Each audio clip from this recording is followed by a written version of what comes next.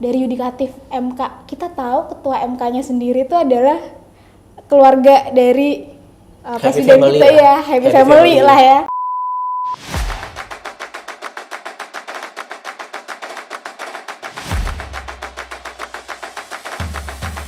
Terus lagi, gue juga bingungnya gini, itu kan Perpu diterbitkan pas sebelum kita malam tahun baru. Oh, iya. Terus pas diterbitkan itu belum ada Perpunya soal isi gitu ya.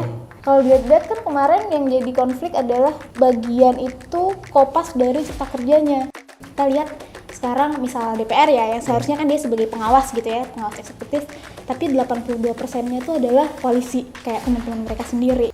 Kalau itu mungkin kita bisa lihat di adanya meaningful participation ya. Jadi masyarakat itu berhak untuk didengar, terus dipertimbangkan sama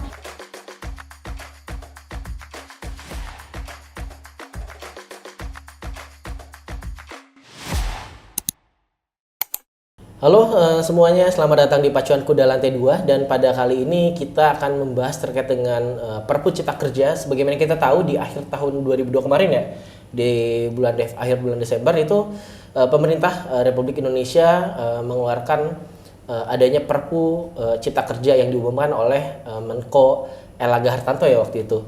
Dengan adanya penerbitan Perpu ini digadang-gadang akan bisa membatalkan keputusan MK yang menyatakan bahwa Undang-Undang Cipta Kerja yang disahkan di tahun 2020 kemarin menjadi inkonstitusional bersyarat. Tentunya ini menjadi perdebatan bagaimana kemudian pemerintah dalam hal ini pemerintahan Presiden Joko Widodo itu dianggap sebagai ataupun juga menunjukkan sifat otoriternya karena bisa kemudian menganulir sebuah keputusan yang dikeluarkan oleh lembaga yudikatif. Dan untuk itu kita sudah kedatangan Rafina dari Sekolah Tinggi Hukum Jentera. Ini apa? Jadi Sekolah Tinggi Hukum Jentera itu sekolah tinggi pada umumnya yang emang jurusannya cuma satu, jadi emang fokus ke ilmu hukum. Ilmu hukum. Oke, Raf, ketika lu membaca terbitnya Perpu ini, apa yang kemudian ada di benak lu nih? Ketika ini kok tiba-tiba ada gini nih? Kaget sih. Saya itu tuh 1 hari sebelum Tahun baru ya? Kan kita udah nyiapin, besok bakar-bakar nih gitu kan. Tiba-tiba dapet kabar Perpu Cipta Kerja disahin, diterbitkan gitu. Padahal kan kalau sesuai dengan amanat MK pada waktu itu yang menyatakan bahwa Undang-Undang Cipta Kerja itu inkonstitusional bersyarat, itu tuh karena kurangnya partisipasi publik gitu kan. Jadi syaratnya adalah harus direvisi dan harus memaksimalkan partisipasi publik gitu kan, sama dasarnya undang-undang pembuat Omnibus Law waktu itu belum ada. Nah di sini tiba-tiba tuh ada Perpu, di mana Perpu tuh harusnya kan diterbitkan dalam hal kegentingan memaksa. Jadi kalau misal ada suatu hal yang benar-benar genting banget tuh, itu barulah Perpu itu bisa diterbitkan. Karena dasarnya gini, kalau misal kita buat undang-undang seperti prosedurnya yang lama banget tuh dilegislasikan di lembaga legislatif, itu nggak bisa, makanya itu bisa diterbitin Perpu. Nah harus kegentingannya harus sampai kayak gitu, sedangkan Cipta Kerja kan enggak. Kayak Perpu mana sih sekarang yang kegentingan mana sih yang bisa menghasilkan Perpu yang 1000 halaman lebih gitu kan. Kita mikir kayak ini kegentingan apa nih kok tiba-tiba terbit Perpu ini gitu kan. Kayak terus abis itu diklaim lagi dengan katanya Perpu ini bisa menjawab dari amanat MK. Padahal jelas nggak gitu dong, jelas nggak bisa, karena kita harus cari tahu dulu apakah Perpu ini tuh udah sesuai dengan pembentukan Perpunya dulu. Terus apakah menjawab dari amanat MK di mana harus full partisipasi publiknya harus dimaksimalkan, dan juga ada undang-undang yang mendasari pembuatan Omnibus Law kayak gitu kan.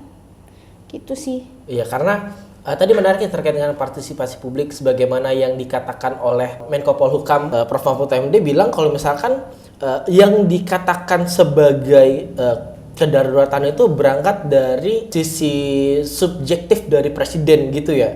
Dan lu lihat kayak gimana keterkaitannya dengan kondisi saat ini yang lu lihat, apakah se-urgent gitu kemudian akhirnya sampai dikeluarkan Perpu untuk kemudian menggolkan undang-undang Cipta Kerja ini? Kalau gue melihatnya nggak nggak se-urgent itu ya, maksudnya dalam hal kegentingan yang memaksa, dalam hal itu memang benar kalau itu hak subjektifnya presiden gitu. Cuman kan ada tuh di putusan MK kalau syarat-syarat hal yang atas kegentingan yang memaksa tuh juga harus dipenuhi gitu. Misalkan tadi kayak yang sempat gue bilang tentang dimana ada kekosongan hukum. Sedangkan di Perpu ini kan ada tuh Cipta Kerja kan ngatur soal ketenagakerjaan, soal hukum lingkungan gitu kan. Sedangkan peraturan itu tuh ada, jadi nggak ada kekosongan hukum kan. Terus lagi urgensinya adalah Perpu itu dikeluarkan ketika nggak ada waktu untuk membuat undang-undang sesuai dengan prosedur legislasinya gitu kan. Nah sedangkan di Cipta Kerja ini harusnya dikeluarkan kalau dari amanat MK semaksimal mungkin dengan partisipasi publik gitu kan. Yang artinya nggak boleh tergesa-gesa, harus sesuai prosedur, harus mendengarkan suara masyarakat, harus dipertimbangkan dan juga harus dijelaskan kayak gitu kan. Jadi menurut gue kalau dilihat ya dari analisis kasarnya sih nggak sesuai ya kegentingan yang memaksa. Terus kayak kegentingan yang mana nih, kegentingan siapa, investor apa kegentingan masyarakat gitu kan. Iya. Karena kan kalau kita lihat tadi ya kita seperti bahas juga lo sebelumnya kalau misalkan adanya keputusan MK itu berangkat dari minimnya partisipasi publik gitu dan kemudian salah satu poin yang harus dipenuhi dalam perbaikan Undang-Undang Cipta Kerja itu adalah adanya partisipasi publik, dan dengan diciptakannya Perpu ini itu justru malah makin jauh ya, makin jauh. Karena dengan terbitnya Perpu ini tadi berdasarkan subjektivitas dari presiden gitu ya. Terus kayak lu lihat secara jangka panjang nih apa sih kemudian dampak dari Perpu ini kepada anak muda? Sangat berdampak banget ya menurut gue ya. Karena kan kita sebagai anak muda adalah generasi sekarang dan nanti gitu yang akan dapat nih, kalau misalnya ini Cipta Kerja tuh bobrok ya kita bakal dapat bobroknya, kalau misal Cipta Kerja bagus kita akan dapat bagusnya kayak gitu kan. Nah Cipta Kerja Perpu ini ya kalau gue lihat-lihat kan kemarin sempet ada ini tuh adalah kopas dari Cipta Kerjanya, sedangkan Cipta Kerja itu pas tahun 2019 kita tahu banyak banget pihak yang nolak dan ngerasa dirugiin, banyak kajian-kajian yang menyatakan kalau ada hal-hal yang salah kaprah tuh di Cipta Kerja, mulai dari isu lingkungan, mulai dari isu ketenagakerjaan gitu kan, dan banyak lagi gitu. Dan jadi kalau dilihat dari sana karena Cipta Kerja itu dia memuat banyak peraturan ya, ada 70 undang-undang lebih kan yang diubah lewat Cipta Kerja itu, terus berarti dia dampaknya pun juga akan besar ketika jika undang-undang itu buruk kan, berarti dampak buruknya juga akan besar, dan kita sebagai anak muda yang akan ngerasain sekarang dan nanti mungkin orang yang buat undang-undang ini nanti kan Jadi 5 tahun lagi meninggal lah. Kasarnya gitu. Jahatnya begitulah. Tapi kan kita tuh yang bakal ngerasain misal lingkungan rusak gitu. Lingkungan rusak kita yang bakal ngerasain bencana-bencana banjir tuh kayak di Semarang mungkin, terus hutan-hutan mulai gundul karena mungkin ada efek dari Cipta Kerja ini, pembebasan lahan dan lain sebagainya kayak gitu kan. Jadi menurut gua kita paling terdampak sih. Jadi kalau kita nggak marah tuh kayak masa iya lu mau merelakan hidup lu gitu ke depannya gitu kan.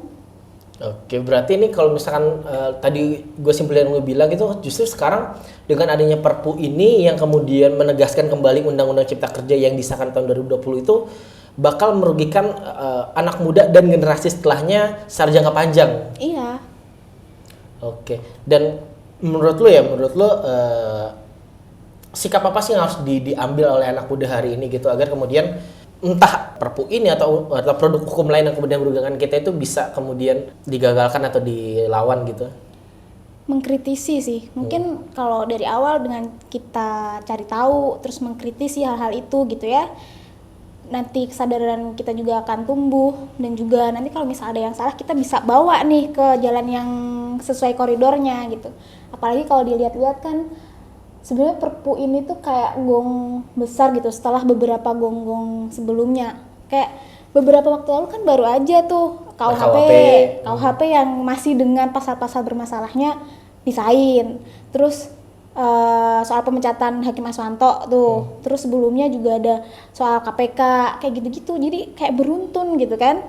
Nah, kalau kita nggak mengkritisi hal itu, nggak mengembalikan itu ke koridor yang benar, terus siapa lagi? Kita lihat sekarang misal DPR ya, yang seharusnya kan dia sebagai pengawas gitu ya, pengawas eksekutif, tapi 82%-nya itu adalah koalisi, kayak teman-teman mereka sendiri gitu. Terus misal dari yudikatif MK, kita tahu ketua MK-nya sendiri itu adalah keluarga dari presiden kita ya, Happy Family lah ya. Kalau di stiker mobil gitu. Jadi kayak mungkin Bapak, Ibu, anak-anak, ketua MK. Bisa tuh kayak gitu. Jadi kayak kalau bukan kita kayak siapa lagi? Kita harus kritis sih menurut gue. Karena kalau enggak ya hidup kita juga yang dipertaruhkan nih. Ya karena kalau kita berbicara terkait dengan apalagi nih kita ngomongin soal cipta kerja ya, bagaimana itu tentunya akan berdampak kepada banyak atau bahkan jutaan, puluhan juta rumah tangga di luar sana gitu. Kalau misalkan kemudian adanya undang-undang ini berdampak merugikan kita semua, ya kenapa kemudian kita harus diem ya ininya ya?